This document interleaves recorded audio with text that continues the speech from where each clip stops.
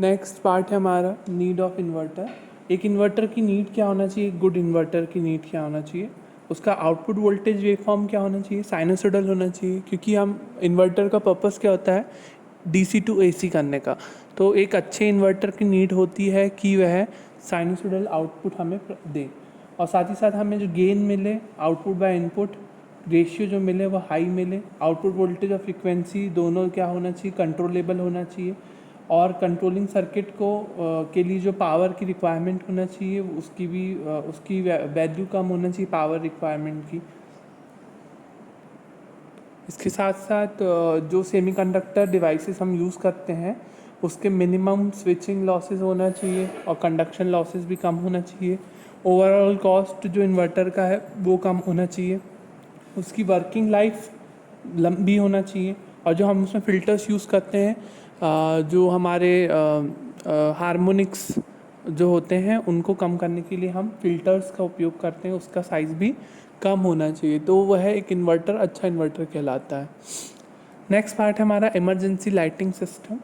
Emergency lighting system में आपको दिख रहा होगा सर्किट डायग्राम के साथ एक लैंप और एक बैटरी और एसी सप्लाई वोल्टेज और एक है ना। तो इसमें जनरली क्या क्या है, सिंगल फेस ट्रांसफार्मर है, सिंगल फेस ट्रांसफार्मर जिसे एसी सप्लाई मिलेगी 230 वोल्ट के साथ सिंगल फेस। और उसके बाद ट्रांसफार्मर क्या करता है, जनरली स्टेप डाउन करता है वोल्टेज, और ये मिड पॉइंट टाइप हम रेक्टिफायर का यूज़ कर रहे हैं यहाँ पर। तो हमें जो दो पार्ट में वोल्टेज स्टेप डाउन होकर मिल रहा है वो हो रहा है 15 डैश, ये पॉइंट का वोल्टेज 0-15 वोल्ट, 15-0-15 वोल्ट। तो अब इस पर्टिकुलर वोल्टेज को जो डायोड रेक्टिफायर है वो क्या करेंगे, AC टू DC कन्वर्ट करेंगे ताकि लैंप को फीड कर सके, क्योंकि लैंप जो हमारा है वो किस पे चलेगा, DC वोल्टेज पर। तो DC में कन्वर्ट करने का काम यहाँ पे कौन करेगा, रेक्टिफायर। तो स्टेप डाउन हुआ AC वोल्टेज, फिर AC वोल्टेज को DC में कन्वर्ट किया किसने, रेक्टिफायर ने। D1 D2 रेक्टिफायर की हेल्प से AC वोल्ट हमारा कन्वर्ट हुआ DC वोल्टेज में। और इसके बाद लैम्प को तो DC सप्लाई वोल्टेज मिल जाएगी फ्रॉम AB पॉइंट में DC वोल्टेज अपीयर होगा। एक हाफ साइकिल में D1 का काम करेगा, दूसरे हाफ साइकिल में D2 काम करेगा। तो जिसकी वजह से जो लैम्प है कंटिन्यूसली फीड तो होता रहेगा। तो ये चीज़ें तब होगी जब आपकी AC सप्लाई अवेलेबल हो। AC सप्लाई अवेलेबल हो तो ये चीज़ें होंगी, परंतु किसी कारणवश AC सप्लाई अवेलेबल ना हो तो उस केस में क्या होगा, और जब AC सप्लाई अवेलेबल है तो साथ ही साथ लैम्प को ग्लो कराने के साथ साथ ये AB वोल्टेज क्या करेगा, थ्रू डायोड D3 बैटरी को चार्ज भी करता रहेगा, है ना। AB वोल्टेज बैटरी को भी चार्ज करेगा और ये लैम्प को भी जलाएगा। तो बैटरी चार्ज हो गई, परंतु जब AC सप्लाई अवेलेबल नहीं है तो कौन काम करेगी, बैटरी काम करेगी।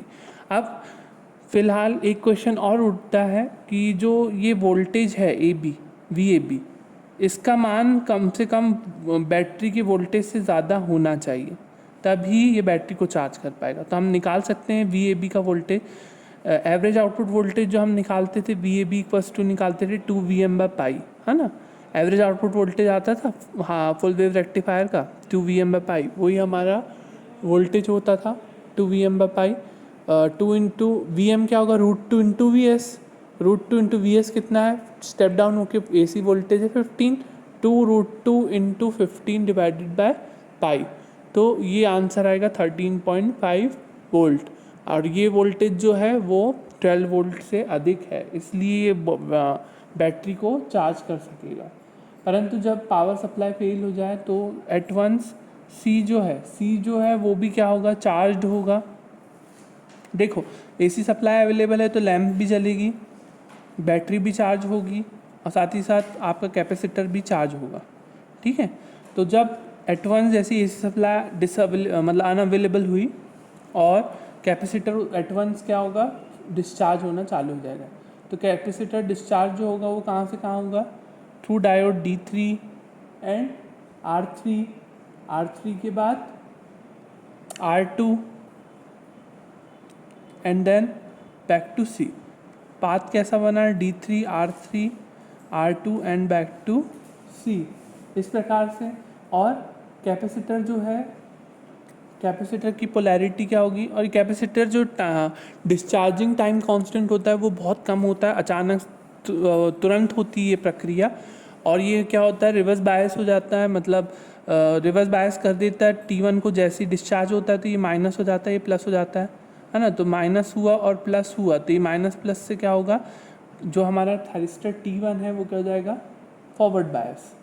पहले रिवर्स बायस था प्लस माइनस की वजह से, अब हो जाएगा माइनस प्लस होने की वजह से T1 फॉरवर्ड बायस। तो T1 फॉरवर्ड बायस जैसे ही होगा तो 12 वोल्ट की बैटरी डिस्चार्ज होने लगेगी थ्रू T1 एंड लैम्प, इस प्रकार से। क्योंकि current low resistance path prefer करता है तो करंट इस पाथ से नहीं जाएगा, करंट थायरिस्टर के थ्रू होते हुए लैम्प के पास जाएगा, और ये 12 वोल्ट की बैटरी लैम्प को जलाए रखेगी। तो इस प्रकार से हम इमरजेंसी लाइटिंग सिस्टम को डिज़ाइन कर सकते हैं, जो कि AC सप्लाई के अनअवेलेबल होने पर भी लैम्प को जलाए रख सकें। इमरजेंसी ट्यूबलाइट भी हम इसे कह सकते हैं और इमरजेंसी लाइटिंग सिस्टम भी कह सकते हैं। एक सिंपल हमने सर्किट डायग्राम लिया है जिसमें हमने AC सप्लाई को पहले स्टेप डाउन किया ट्रांसफार्मर के जरिए, फिर उसको रेक्टिफाई किया डायोड D1 और D2 के जरिए। VAB वोल्टेज जो हमें रेक्टिफाइड वोल्टेज मिलेगा वो लैम्प को जला के रखेगा, साथ ही साथ कैपेसिटर C भी चार्ज होता रहेगा, और through diode D3 R3 12 volt की बैटरी भी चार्ज होती रहेगी। परंतु जैसे ही AC सप्लाई अनअवेलेबल हुई, कैपेसिटर C क्या होगा, डिस्चार्ज होगा through D3 R3 and D3 R3 and R2 and back to C। और जैसे ही इसकी पोलैरिटी चेंज होगी माइनस प्लस, तो ये माइनस की वजह से ये T1 क्या जाएगा फॉरवर्ड बायस, और जैसे T1 फॉरवर्ड बायस होगा तो 12 वोल्ट की बैटरी डिस्चार्ज होना चालू हो जाएगी थ्रू लैम्प, और लैम्प हमारा ग्लो करने लगेगा। तो इस प्रकार से इमरजेंसी लाइटिंग सिस्टम हम डिज़ाइन कर सकते हैं।